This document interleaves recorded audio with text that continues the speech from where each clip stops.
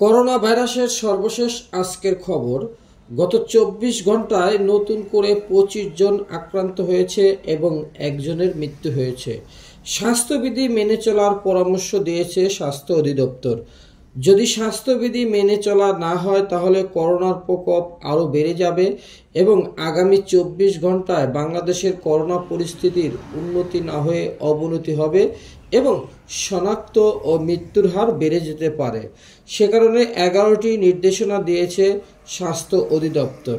যদি করোনা পরিস্থিতি বেড়ে যায় তাহলে পরীক্ষা বন্ধ হয়ে যেতে পারে, স্কুল কলেজ মাদ্রাসা বন্ধ হয়ে যেতে পারে, এমনকি লকডাউনের মতো কঠোর কর্মসূচি আসতে পারে।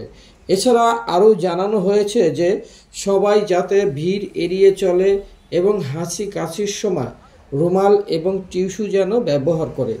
এদিকে করোনা পরিস্থিতির পরীক্ষা নিয়ে যে বিষয়টা জানানো হয়েছে, পরীক্ষা পিছবে কিনা বা লকডাউন হবে কিনা।